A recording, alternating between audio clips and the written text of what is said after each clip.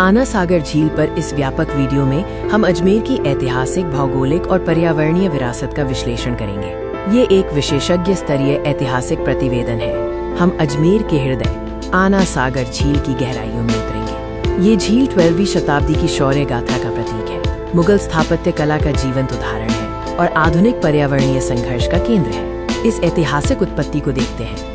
झील का निर्माण 1135 से 1150 ईस्वी के दौरान चौहान वंश के प्रतापी शासक अर्णोराज चौहान द्वारा किया गया था। वो पृथ्वीराज चौहान के पितामह थे। ये भारत की सबसे पुरानी कृत्रिम झीलों में से एक है, जिसे स्थानीय जनता के श्रमदान से बनाया गया था। ये झील युद्ध, रक्त और शुद्धिकरण की गाथा भी सुनाती है। पृथ्वीराज विजय के अनुसार 1135 ईस्वी में तुर्क आक्रमणकारियों को हराने के बाद राजा अर्णोराज ने रणभूमि को शुद्ध करने के लिए चंद्रा नदी के मार्ग को मोड़कर इस जलाशय का निर्माण कराया। अतः ये एक सैन्य स्मारक और शुद्धि अनुष्ठान का प्रतीक है। आना सागर झील के इतिहास में कई महत्वपूर्ण पड़ाव आए हैं।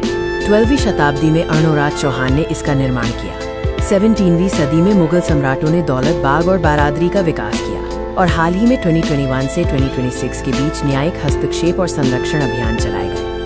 मुगल कालीन स्थापत्य वैभव में सम्राट जहांगीर द्वारा चारबाग शैली में दौलत बाग का विकास शामिल है। सम्राट शाहजहां ने 1637 में 1240 फीट लंबी संगमरमर की रेलिंग और 5 सुंदर बारादरी मंडप बनवाए, जो शाही अवकाश केंद्र थे। झील के भूवैज्ञानिक और तकनीकी विवरण के अनुसार इसकी कुल परिधि 13 किलोमीटर है और जल ग्रहण क्षेत्र 70.55 वर्ग किलोमीटर है। इसकी औसत गहराई 4.4 मीटर है।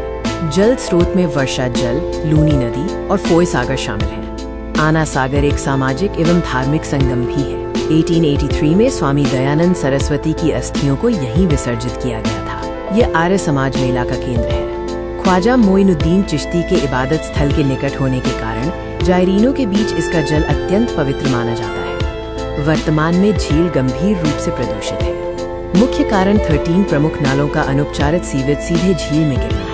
यूट्रोफिकेशन और ग्रीष्मकाल में जलीय जीवन के लिए घातक निम्न ऑक्सीजन स्तर भी चिंता का विषय है। ये पर्यावरण बनाम विकास के न्यायिक संघर्ष का केंद्र बन गया है। 2025 में सर्वोच्च न्यायालय ने 7 वंडर्स पार्क और फूड कोर्ट को हटाने का सख्त आदेश दिया, ये कहते हुए कि आर्द्र भूमि का विनाश आपदा को निमंत्रण देता है। अदालत ने 22 हेक्टेयर की क्षतिपूर्ति आर्द्र भूमि विकसित करने का भी निर्देश दिया है।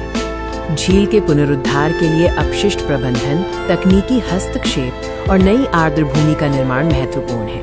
4-6 MLD सीवेज उपचार क्षमता विकसित करना, डीवीडिंग और ऑक्सीजन बढ़ाना शामिल है। फोय सागर और तबीजी में 22 हेक्टेयर वेटलैंड का निर्माण प्रगति पर है। आना सागर को बचाना हमारा नैतिक ऋण है। यहाँ आना सागर झील अजमेर के संदर्भ में एक प्रश्न है। कृपया कथनों पर विचार करें और सही उत्तर कमेंट बॉक्स में साझा करें।